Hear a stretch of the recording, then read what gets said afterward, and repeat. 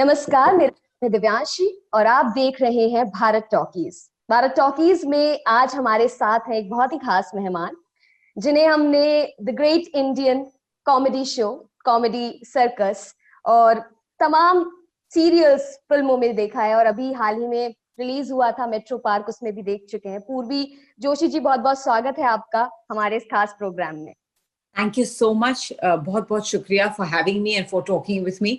और इतनी अच्छी प्रशंसा की आपने, थैंक यू सो मच इसके लिए।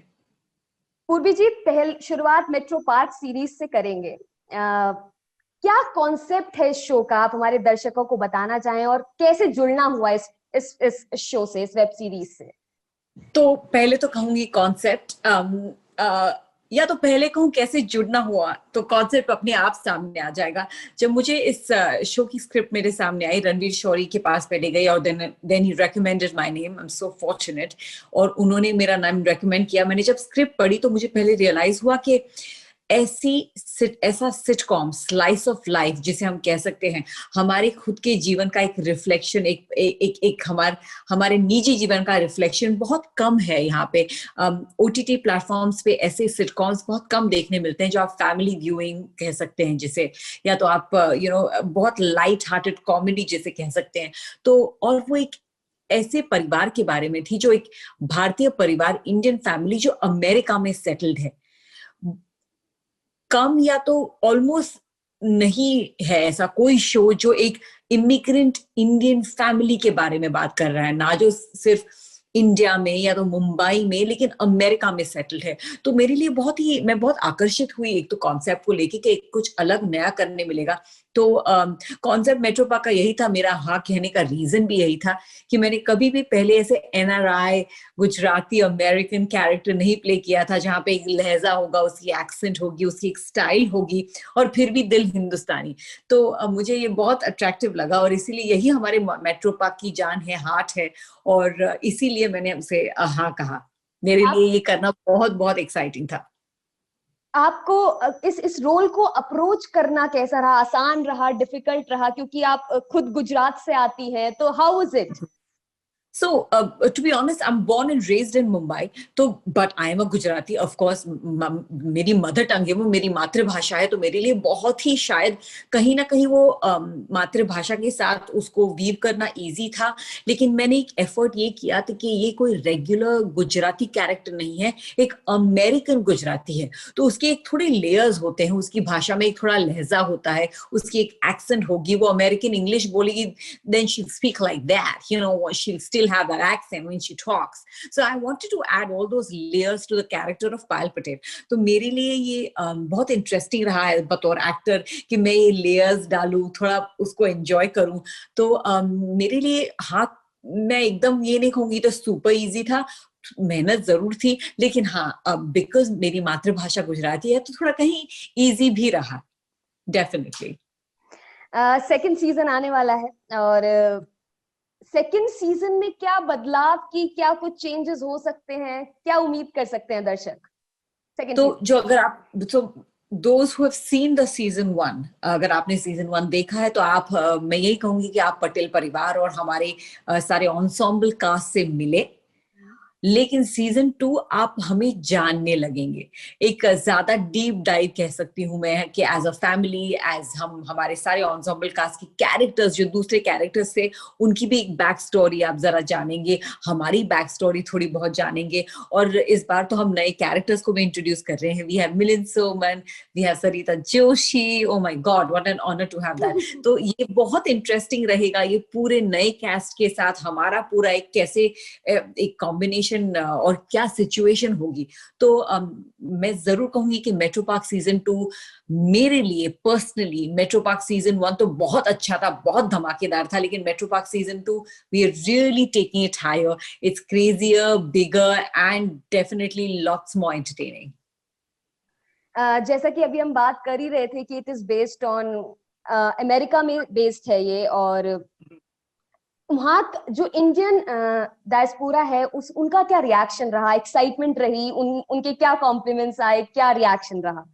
तो जब हम शूट कर रहे थे सीजन 1, और उसके बाद तब लोगों को ऑब्वियसली पता नहीं था हम क्या कर रहे हैं, how it is going to come out. लेकिन सीजन 1 जब बाहर आया, उसके बाद जब इस बार हम फिल्म करने गए New Jersey, because we shooted in New Jersey, हम न्यू जर्सी की कहानी है तो वही शूट करते हैं, और लिटरली मेट्रो पार्क एक स्टेशन है जहाँ पे सारे लोग, you know, all Indians travel from there, take the train and go to New York or wherever they're traveling, and हम लोग वहां पे थे तो हम लिटरली वहीं पे शूट करते थे। तो इस बार जब हम लोगों को मिले, because we had a lot of scenes जहाँ पे हमें एक्स्ट्रास की जरूरत थी and we needed other actors, तो जब वो हमारे सेट पे आए तो हम सबको जानते थे। ऑब्वियसली हमें उन्होंने सीजन 1 देखी थी और अपने आप से इतना रिलेट कर पाए, अपने जीवन से, अपने पर्सनल निजी जीवन से हमारे शो को इतना रिलेट कर पाए, क्योंकि उन्होंने कहीं ना कहीं हमारे शो में उनका जीवन पोर्ट्रे करते हुए देखा।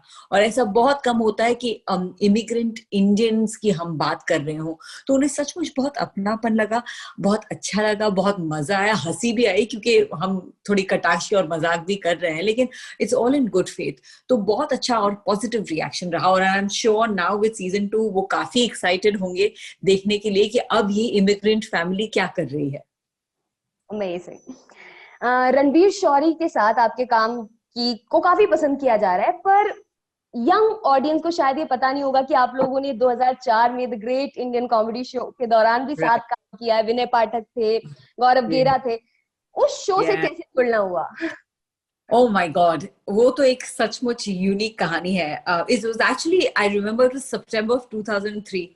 ग्रेट इंडियन कॉमेडी शो शुरू हुआ था, मैं उससे जुड़ी हुई नहीं थी, लेकिन आई रिमेम्बर मानिनी मीर मिश्रा, जो एक बहुत ही अच्छी अदाकारा है, वो she was part of the show, और one day she fell ill, उनको कुछ मलेरिया कुछ हो गया था, and the production was desperately looking for female comedian slash actors to fill her space, क्योंकि उनको एपिसोड शूट करने थे और कोई फीमेल एक्टर्स नहीं थे। तो कहीं से मेरा नाम आया, और सुरेश मैंने जो उस शो से जुड़े हुए थे, उन्होंने कहा ऑफ कोर्स मैंने पूर्वी जोशी के साथ काम किया है, वो काफी अच्छी अदाकारा है, प्लीज उसने मेरे साथ काम बहुत पहले कॉमेडी में ही किया है, तो प्लीज उनको बुलाइए आप। तो सुरेश मैंने ने मेरे पर स्टैंप लगा दी, मुझे प्रोडक्शन का फोन आया, and I literally went there as a rank new comer. तब तक ये लोग तो काम कर चुके थे, एपिसोड्स बना रहे थे, मैं तो लास्ट मेंबर थी, उस कास्ट मेंबर थी जो ज्वाइन किया जिसने, एंड इट सो हैपेंड, मेरे नसीब थे कि मुझे वो शो मिला। And then after that there was no looking back, we had Gaurav Gera, Kiku Sharda, Vinay Pathak, Ranvir Shorey, Suresh Menon, I mean सारे जितने भी कॉमेडियंस आप जानते हो, we had all of them come to be part of the Great Indian Comedy Show. So that's how it started. That's how मेरी शुरुआत हुई, और मेरा वो रणवीर शौरी के साथ पहला प्रोजेक्ट था 2003 का। अब दर्शकों को अगर याद ना आ रहा हो तो एक बार रिवाइज हो गया है फिर से। अगला सवाल ये कि वो शो बनता कैसे था, वो प्रोसेस क्या थी, और तब कैसे रिएक्शंस आपको मिलते थे? तो I'll be honest, the Great Indian Comedy Show जो 2003 में आया था, वो शायद हम सबके हिसाब से बहुत फ्यूचरिस्टिक शो था। इंडियन ऑडियंसेस को ऐसी कॉमेडी, इस तरह के गैग्स, इस तरह की मॉडर्न कॉमेडी की आदत नहीं थी।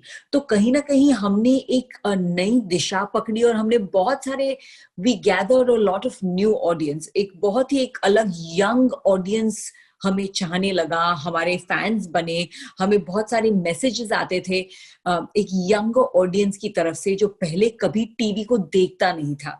तो suddenly we started gaining those audiences, और जबकि हमने बहुत लंबा शो नहीं गया, because again it was a very short span and very niche audience, लेकिन आज तक लोग वो शो को याद करते हैं।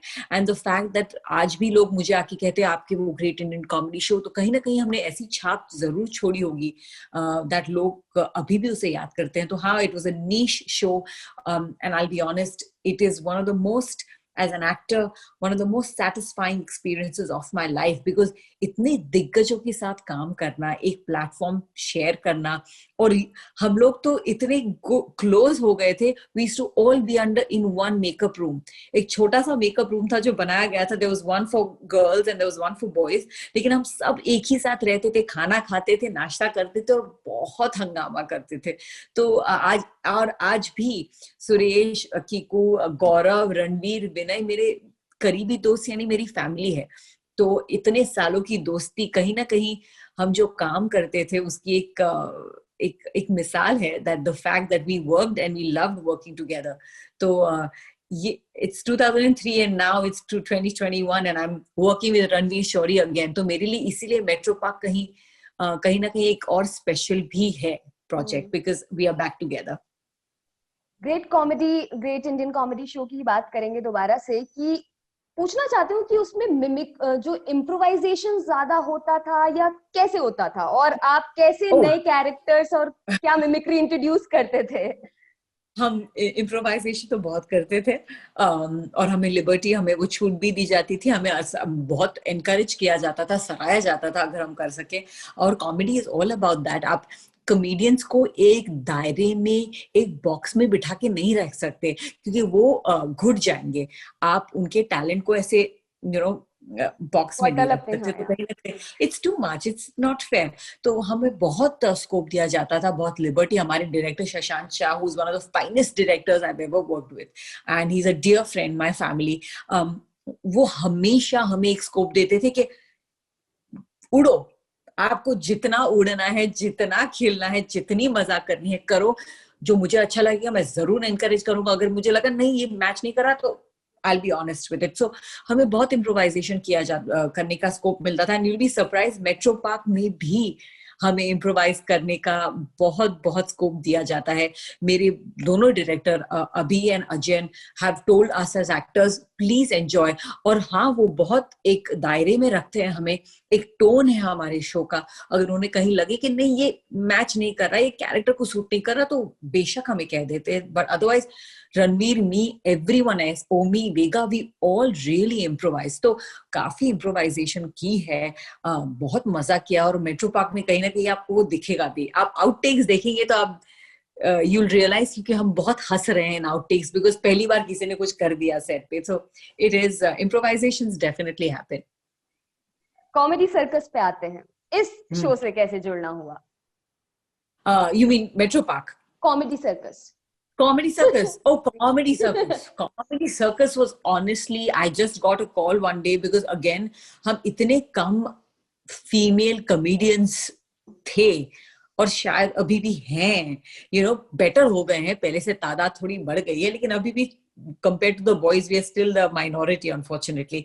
तो तब तो 4-5 लड़कियां ही थी, 4-5 भी बहुत ज्यादा कह दिया, बहुत कम लड़कियां थी जो कॉमेडी करती थी। तो मुझे ऑप्टिमिस्टिक से फोन आया, I remember it was 2007 and I couldn't do it, and then एक साल के बाद I join them, they just called me and they said तुम होस्ट करना चाहोगी? I join them as host, being a host. I was not a participant. और मैंने कहा जरूर मैं try, will be fun, और but मैंने कहा मेरे को खाली ऐसे लाइंस दे के बेसिक होस्ट मत बनाना, मैं एक्टर हूँ तो कुछ मजा भी करेंगे होस्टिंग में। तो मैंने काफी इम्प्रोवाइज किया, काफी मजा किया, वो स्क्रिप्ट भी उसी तरह लिखते थे ताकि मैं थोड़ा परफॉर्म कर सकूं। तो दैट्स हाउ मेरा सफर शुरू हुआ, कॉमेडी सर्कस से इस तरह मैं जुड़ी। And then slowly as we went on, मुझे निकुल जो हमारे डायरेक्टर हैं और विपुल जो हमारे प्रोड्यूसर, उन्होंने कहा तुम क्यों नहीं करती हो, why don't you actually participate, तुम्हें सिर्फ होस्टिंग में क्यों रही हो? And I was like okay let's do it. तो उस तरह बहुत ऑर्गेनिकली कॉमेडी सर्कस हुआ। मैंने काफी सीजन्स होस्ट किए हैं कॉमेडी सर्कस के, काफी, एंड देन इवेंचुअली मैं पार्टिसिपेंट बनी कॉमेडी सर्कस की। तो उस तरह मेरी जर्नी शुरू हुई। कॉमेडी सर्कस से ही जुड़ा अगला सवाल है कि इसमें जैसे ये क्यूरियोसिटी है कि काफी लंबी शिफ्ट होती है, और क्या कॉमेडी स्विच ऑफ और स्विच ऑन हो जाती है, या आप कैसे मैनेज करते हैं? मतलब पूरा उसी अवतार में रहना, वैसे ही रहना, पम्प्ड अप रहना, तो हाउ डज इट हैपन? बहुत कम लोग जानते हो कि जब आप कॉमेडी सर्कस के एपिसोड्स देखते हैं तब आपको लगता है कि अरे चलो ये तो हम देख रहे हैं रात के 9 बजे 10 बजे, ठीक है, but you have no idea what we have gone through.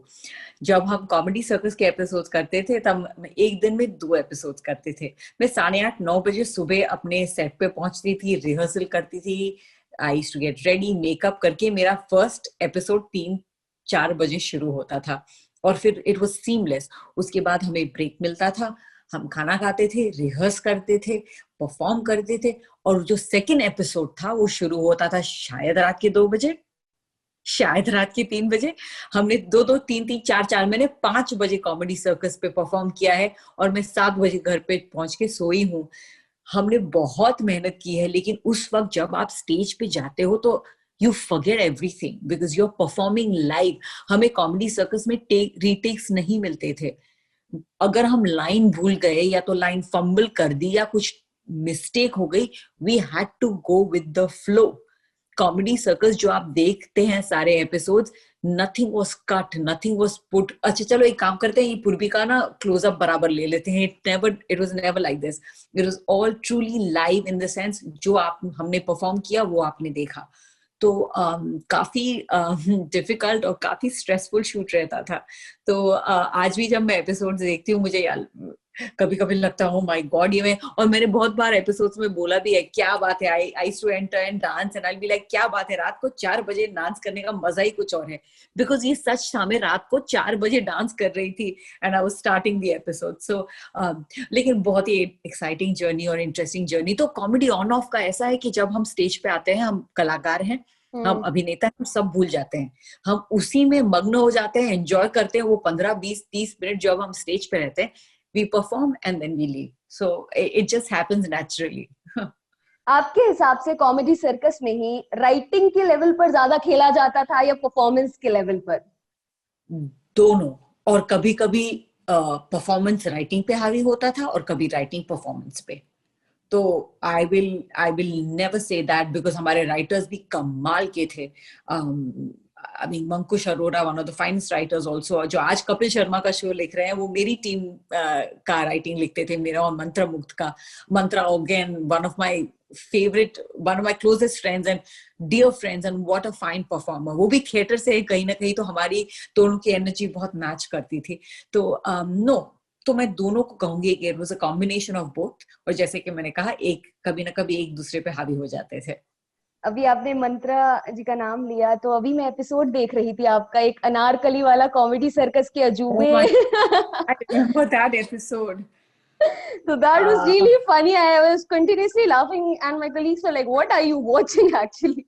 तो So जब वो एपिसोड हम कर रहे थे, and I remember all my episodes because comedy circus is एक ऐसा शो है कि हम हर एक बार एक परफॉर्म करते हैं, जैसे कि आप नाटक परफॉर्म करते हैं थिएटर लाइव, तो आपको हर एक एक्सपीरियंस याद रहता है। जब हम वो अनारकली का एपिसोड कर रहे थे, हमारी स्क्रिप्ट बहुत डामाडोल थी, और मेरे राइटर को मैंने बोला कि हम क्या करेंगे, हमारे second, it was a second episode, I was like this is the second episode, शायद हम 2 या 3 बजे स्टेज पे जाने वाले हैं, ऐसे हम क्या करेंगे, रात के 2 बजे हम क्या करेंगे, वी डोंट हैव मच। और मैं, मंत्रा और मुबीन थे, मुबीन सौदागर, what a fantastic talent again. तो हम तीनों थे, और मैंने कहा हम क्या करेंगे, एंड देन मेरे राइटर ने कुछ लास्ट मिनट पर, अंकुश ने लास्ट मिनट पे कुछ धमाका लिख दिया, और फिर उसने कहा तुम आप सबको जितनी मिमिक्री आती है कर लो, जितने कैरेक्टर्स करते कर लो, एंड जस्ट टेक इट। और फिर it was the energy, and then it became so wonderful. I remember जब when we got a standing ovation or whatever it was, and I was like, मंत्रा ये क्या हुआ? So that's the energy यार। ये जो एक थिएटर की, आप लाइव थिएटर की एनर्जी है, वो कहीं आप कंपेयर नहीं कर सकते। जब एज एन एक्टर जब हम जो महसूस करते हैं, that's a whole different world. पूर्वी फैमिली पर आते हैं। आपके पिताजी थिएटर एक्टर थे, और सरिता जोशी जी तो जानी मानी, सीरियल्स में कितना देखा है हमने, देखते आ रहे हैं, केतकी दवे और आप खुद। तो इस माहौल में आप पली बड़ी हैं, किस तरह से अफेक्ट किया इन सारी चीजों ने? आप हमेशा देखती थी, कुछ एक्टिंग से ही भरी बातें होती होंगी, मैं गेस कर रही हूँ, तो आप बताना चाहेंगे अपना एक्सपीरियंस बचपन का कैसा रहा? जरूर। मेरा बचपन एक कन्वेंशनल या एक सामान्य बचपन नहीं था।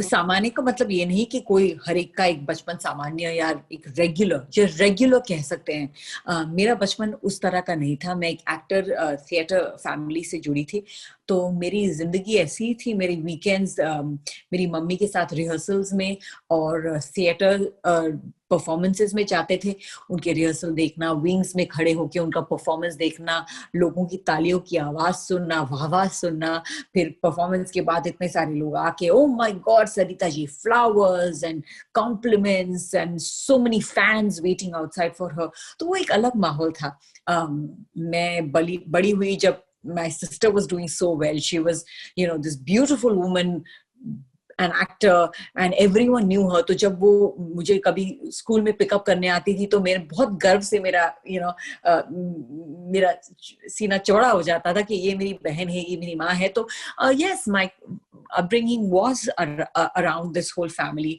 and then एक नेचुरली मेरे इंक्लिनेशन हुआ कि मैं भी एक्टर बनूं, और कहीं ना कहीं वो बीज बचपन में ही बोया गया कि ये मुझे करना है। मुझे किसी ने फोर्स नहीं किया, ना तो मेरी मम्मी ने कहा कि ये करना होगा तुम्हें या ये करना चाहिए। They left it up to me. It was my choice and I chose to be an actor, and I'm so happy because सचमुच मुझे और कुछ नहीं आता। That's great. अगला सवाल केतकी दवे जी के ऊपर कि आमदनी आमदनी खर्चा रुपया टीवी पर छाई रहती है, है ना? It's non-stop. तो सूर्यवंशम के बारे में जैसे हम जोक्स बना देते हैं, बड़े मीम्स बन जाते हैं कि पूरा टाइम, तो क्या ऐसे होता है कभी कि ये भी आए जा रही है आमदनी अठन्ना? We laugh, we laugh as a family. We just laugh every time we see it. So Didi's daughter is very close to me, my niece Riddhi, और हम इतने हंसते हैं कि और एक बार आ गई, and then we just laugh because आज भी जब दीदी when she comes to US to visit me, when we go out, my husband is American, तो वो ज्यादा जानते नहीं है हमारे all this television and movies के बारे में, लेकिन हम जब बाहर जाते हैं तो हमेशा कोई ना कोई एक फैन जरूर मिलता है जो उनको, अरे आपकी फिल्म अभी देखी आमदनी अठन्नी, इतना मजा आया, और अर का कैरेक्टर एंड ऑल दैट। तो हम बहुत हंसते हैं कि हाय सर भैया, ऐसा तो क्या तुमने कर दिया है कि आज भी लोग उस फिल्म के बारे में बात करते हैं और हमेशा छाई रहती है टीवी पे। बट इट्स अ गुडविल और उनके परफॉर्मेंस, एंड जॉनी लीवर साहब, आई मीन लेजेंडरी जॉनी साहब। So you can't go wrong with actors of this caliber. तो उनका बनता भी है। My sister is one of the most talented actors I've ever seen, and I'm so proud of her. I'm very very proud of her. तो हमें बहुत खुशी होती है कि जब उन्हें इतने सारा ढेर सारा प्यार मिलता है। आपने स्टार्टिंग में बताया था कि दूसरे सीजन में मेट्रो पार्क के सरिता जोशी जी भी आ रही हैं। ने जाना है कि उन्होंने विदाउट अ को एक्टर अकेले शूट करके भेजा है। कितना स्मूथ रहा, कितना डिफिकल्ट रहा? How was this? तो देखिए, एज एन एक्टर एक्टिंग क्या है कि मैं सिर्फ अकेली बातें करती रहूं, और एक रिएक्शन का जो मजा है, एक रिएक्शन की जो एनर्जी है, वो भी बहुत जरूरी है। लेकिन जब ऐसा एक आपको माहौल, और स्पेशली इन पैंडेमिक, जब आपको एक अकेले रह के इतना शूट करना है close up, way you are alone, और आपको लाइंस मैं नहीं दे सकती, मेरे कोलीग्स नहीं देख सकते, हम यहाँ पे हैं, कोई और दे रहा है, तो उस तरह उनको करना सचमुच ऐसे कोई इजी नहीं था। लेकिन वो सरिता जोशी है, वो कुछ भी कर सकती है, वो मैजिक करती है ऑन स्क्रीन। तो उन्होंने ऑफ कोर्स बाकायदा बहुत मेहनत की। शी मेड श्योर दैट उनका कैरेक्टर इतने इसमें भी, चाहे हम सामने नहीं है, फिर भी ऐसा लगे कि वो इतनी ही एनर्जी के साथ परफॉर्म कर रही है। तो बहुत मेहनत की। My sister was there, my sister went the day she was shooting, she wanted to make sure that mom is comfortable. Lines उन्होंने उतनी ही परफॉर्मेंस के साथ दी ताकि उनको रिएक्शन में भी इतना ही मजा आए, वही एनर्जी मिले एक्टर की। तो my sister was there, my niece was there, my brother in law shot her, because pandemic के टाइम हुआ तो मैं चाहती थी कि बस हमारे फैमिली के लोग ही उन्हें share. My brother in law Gaurav Son is a professional photographer, and उन्होंने उनको शूट किया, लाइट अप किया। तो it was truly a family effort. तो हाँ, थोड़ा डिफिकल्ट रहा, लेकिन अब जब आप सीजन 2 देखेंगे तो आपको इतनी नेचुरल उनकी एनर्जी लगेगी मेट्रो पार्क में, और इतना फनी है उनका वो कैरेक्टर, वो जिस तरह वो सब कर रहे हैं, बहुत मजा आएगा। पूर्वी, अब आते हैं गुजराती सिनेमा में, जिसके बारे में मैं पहले बात कर रही थी। गुजराती सिनेमा, एक आम धारणा है कि गुजराती सिनेमा को इतना नहीं जाना जाता जितना Marathi cinema, we talk about Bangla हो गया, साउथ हो गया। लेकिन अभी नेशनल अवार्ड मिला है हेलारो को, और उसके बाद फिर प्रतीक गांधी ने स्कैम 1992 में, जो उससे भी काफी मिली। आप क्या समझती हैं गुजराती सिनेमा, क्या बताना चाहेंगी हमारे दर्शकों को, और तो क्या ग्रेट बातें रही इसकी? मैं यही कहूंगी कि see I grew up watching Gujarati cinema simply because एक तो मैं गुजराती हूँ, और उस वक्त अगर आपको याद है तो हम यू नो एक बहुत टिपिकल गुजराती फिल्म्स आया करती थी, जिसमें गांव की बात हो और ठाकुर हो और फिर हीरोइन हो और हीरो कैसे हीरोइक चीजें करके उसे पाता है, and all of that there was a set formula जो हर एक रीजनल फिल्म का था, ना ही सिर्फ Gujarati, if I may Marathi cinema also had its own set formula, तो वो सेट फॉर्मूला पे फिल्म्स करती थी, चलती थी। लेकिन अब जो दौर आया है, मुझे लगता है regional cinema has really evolved, it has really taken its own wings, और अपनी आप को एक अपनी एक अलग दिशा में जा रहा है, अपने आप को एक अलग डिस्क्रिप्शन दे रहा है कहीं ना कहीं। वो बहुत अच्छी बात है, बिकॉज अब एक youth is getting involve, new age directors, younger people are coming in, तो अपना एक अलग पॉइंट ऑफ व्यू सामने रख रहे हैं। तो मुझे लगता है गुजराती सिनेमा भी वो कहीं ना कहीं एक लेवल पे जा रहा है जहाँ पे हिलारो हो गया। It's a very beautiful film shot like this and such a wonderful subject. तो ये सारी चीजें मुझे लगता है बहुत अच्छी है, बहुत एनकरेजिंग है, क्योंकि वो सारे एक्टर्स या क्रिएटर्स जो थोड़े डर रहे थे कि यार मुझे नहीं करना बिकॉज ये मुझे समझ में नहीं आता, अब धीरे धीरे they are opening up to regional cinema. We have big producers now putting money in regional cinema because now they can associate themselves with them, और कहीं ना कहीं रिलेट कर पाते कि यार ये मुझे अच्छा लगा। तो I think it has great future, not only Gujarati, I am talking all over, all across the board, and I am really looking forward, क्योंकि हमारे एक ऐसा देश है जहाँ पे इतनी सारी भाषाएं, इतनी संस्कृति, इतना कल्चर, इतनी वैरायटी है। तो क्यों ना हम भी देखें और दुनिया भी देखे कि इंडिया में सिर्फ हिंदी नहीं, इतनी सारी भाषाओं और इतने सारे कल्चर में कितनी खूबसूरती है। एक सवाल था मन में कि सरिता जोशी आपकी मदर और आपकी सिस्टर केतकी दवे और आप खुद, ये हंसी मजाक वाले किरदार, क्योंकि आपने ये कॉमेडी शोज किए हैं और अपने आप को एक कॉमेडियन की तरह भी आप रिप्रेजेंट करती हैं, आप असल जिंदगी में भी आप कैसे डिफाइन करना चाहेंगी अपने आप को और पूरी फैमिली, मतलब ये लेडीज जो जनरेशन है?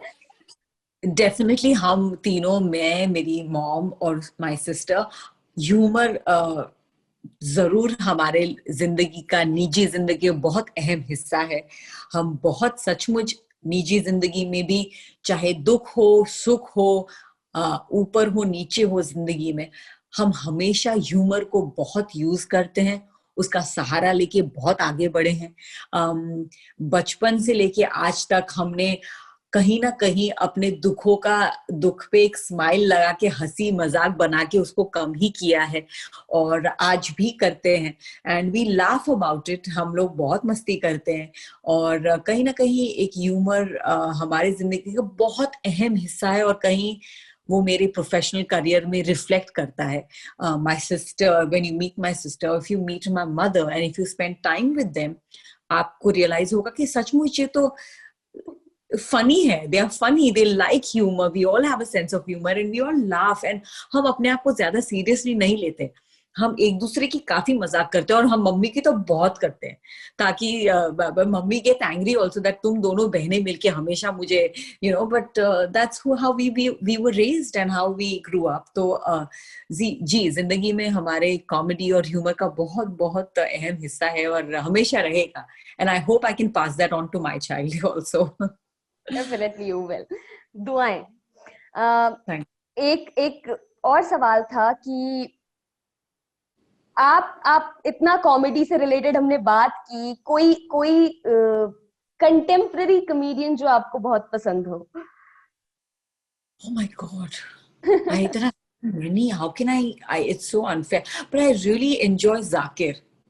स्टैंड अप कॉमेडी जाकिर, आई रियली एंजॉय हिम। उनका एक जो लहजा, स्टाइल, और हिंदी भाषा में जो इतनी पकड़, और हिंदी भाषा में वो स्टैंड अप करके इतने ग्लोबली फेमस हुए हैं, वो मुझे बहुत मजा आता है। कहीं ना कहीं मुझे ऐसा लगता है कि हम हम एक वेस्टर्न वर्ल्ड के साथ compete करने के बावजूद, trying to reach there, trying to be all cool, कहीं ना कहीं वो हिंदी भाषा का जो हमारे दिल में, हमारे दिल का जो रिश्ता है, वो शब्दों का, वो एहसास का जो हमारे दिल से रिश्ता है, वो जब एक कॉमेडियन उस तरह बात करता है और हमें हंसाता है तो हम हंस पड़ते हैं, क्योंकि वो एक सिर्फ हम ही समझ सकते हैं. You will never be able to translate something like that for another person to understand the humour. और वो मुझे बहुत ब्यूटीफुल लगता है कि कहीं ना, that's why I really enjoy जाकिर's performances. I think he is wonderful and I really wish कहीं मुझे काम करने का मौका मिले, या तो मुझे उनको लाइव देखने का मौका मिले. मैं बहुत मुझे, I would love to go and see him live. I think he is wonderful. अभी सरिता जोशी जी से एक सवाल पूछा गया था कि आपको गुजराती बा के किरदार में स्टीरियोटाइप कर दिया गया है, तो उन्होंने जवाब दिया था कि ये इंडिया में होता है खासकर कि एक जैसे रोल दिए जाते हैं. तो आप अपने लिए कैसे समझती हैं इसे, कि आपको भी कभी महसूस हुआ कि एक जैसे स्टीरियोटिपिकल चीजें दी जा रही हैं? So I'll be honest, मैं उन चंद कम लकी लोगों में से हूं जो टीवी में इतने सालों से एसोसिएट होने के बावजूद एक सेट इमेज में नहीं है. मैंने पहले ही डिसाइड किया था कि मैं वो डेली सोप का रूट नहीं लूंगी, क्योंकि कहीं ना कहीं मैं बहुत कंपार्टमेंटलाइज्ड हो जाऊंगी. वो लोग मुझे एक ब्रैकेट में डाल देंगे कि आप हीरोइन हैं, आप दुखी हैं, आपके पति आपको छोड़ के चले गए हैं, और आप वो बहुत अच्छी औरत हैं, या तो आप नेगेटिव हैं और आप बहुत बुरी हैं और आप ऐसे मेकअप करके सामने आएंगी, या तो फिर आप कोई एक नॉन एग्जिस्टेंट हैं. तो कहीं ना कहीं मुझे लगता है मैंने अपने आप को कॉमेडी जोन में इसलिए भी डाला क्योंकि उस वक्त बहुत कम लड़कियां या औरतें ये काम कर रही थी, और मुझे I wanted to be one of the boys and I wanted to do something कि मैं 5, 10, 15, 20 साल के बाद भी रेलिवेंट रहूं, सक्षम रहूं, अपने अपने अभिनय से, अपने टैलेंट से जानी जाऊं कहीं ना कहीं. तो मैं अपने आप को ऐसी ऐसी नहीं मानती कि मुझे उस ब्रैकेट में डाल दिया. हाँ, somewhere I am still associated with comedy, and eventually अभी भी मेरी कोशिश जारी है कि कहीं ना कहीं मैं उसे ब्रेक करके एक अलग चीज करूं. मैंने 2 साल पहले एक फिल्म की थी कॉल्ड हाला, जो अभी एप्पल टीवी पे है. हम सनडांस में हमने रिलीज की. It's an English American film, it's a Hollywood production, जो जेडा पिंकेट स्मिथ और विल स्मिथ ने प्रोड्यूस की थी. और उसमें मेरा बहुत विपरीत कैरेक्टर है from my image. It's a drama, it's a mother, it's a Pakistani mother, and the story is about mother and daughter. And मुझे बहुत मजा आया वो करने में, क्योंकि मैं एक एक्टर हूँ, मैं सिर्फ एक कॉमेडियन नहीं हूँ, मैं एक एक्टर हूँ. मैं कॉमेडियन नहीं, मैं कमीलियन हूँ. मैं अलग अलग रूप और अलग अलग किरदार में ढलना चाहती हूँ. तो नहीं, मैं अपने आप को मैं बहुत लकी मानती हूँ अपने आप को कि मैं अभी भी कहीं ना कहीं बची हुई हूँ. I can still experiment. और अब जो OTT प्लेटफॉर्म है, मुझे लगता है हमें बहुत मौका मिल सकता है कहीं एक अलग उड़ान भरने का, जो हमें इमेज से हमारी जो हम we were shackled before in television, कि हमें ऐसे चेन बांध दी थी कि भाई तुम यही कर सकते हो. पर OTT प्लेटफॉर्म में वो चेन तोड़ दी है, वो शैकल्स तोड़ दिए हैं. So somewhere as an actor I feel very fortunate that I am still alive and doing stuff during this era, and I hope to only go higher and break the image that is. काश मुझे future में कुछ ऐसा project मिले जो आप बिल्कुल expect नहीं करती हो मुझसे, और that would be wonderful for me. पूर्वी, जाते जाते एक सवाल कि ये जो आपकी मिमिक्री है, ये जो प्रोनाउंसिएशन है, ये इतना फ्लुएंसी जो आई है, जो आने वाले लोग हैं, एस्पायरिंग एक्टर्स है, कॉमेडियंस हैं, उनके लिए क्या संदेश देना चाहेंगी? कैसे किया आपने और ये कैसे वो कर सकते हैं? मैं तो सबसे पहले कह दूं कि मैंने कभी ट्राई नहीं की कि मैं ज्यादा कूल बनूं, क्योंकि मैं कूल नहीं हूं. मैंने अपनी मातृभाषा, मैंने अपने कल्चर और मैंने अपने अपब्रिंगिंग को कभी नहीं भुलाया. मैंने हमेशा उसमें बहुत गर्व माना है. मैं इंडियन हूं, आज मैं अमेरिका में रहती हूँ, फिर भी मेरी एक्सेंट नहीं है, क्योंकि मुझे वो जरूरत नहीं महसूस होती. मुझे नहीं लगता that for me to be communicated well or for me to be understood, I need to put on an accent. और कहीं ना कहीं मुझ में वो गर्व की बात है, कहीं ना कहीं मुझ में अभी भी वो कॉन्फिडेंस है कि मैं अपनी क्षमता, अपने इंटेलेक्ट से अपने बात को बहुत अच्छी तरह कम्युनिकेट कर सकती हूँ. तो वो ज्यादा जो एफर्ट मैं कहीं ना कहीं अभी देखती हूँ कि there is a lot of effort put into looking cool और wanting to be somebody they are not. that's not important at the end of the day. आप अपने टैलेंट से किसी को क्या महसूस करवा सकते हैं, वो सबसे ज्यादा जरूरी है. और अगर आप में कम टैलेंट हो लेकिन इंसानियत बहुत ज्यादा हो, तो भी वो आपको महसूस करवा पाएंगे किसी को. तो वो एक कनेक्शन, दिल से दिल का कनेक्शन, याद रखो, ये सब बहुत छोटी चीजें हैं. कूल बाद में बन जाना, पहले अपने आप को, अपनी ऑथेंटिक सेल्फ को, जो आपकी एक पर्सनैलिटी है, उसको एम्ब्रेस करिए, उसको प्यार करिए, तो लोग आपको खुद प्यार करेंगे. So somewhere I've always stood by that.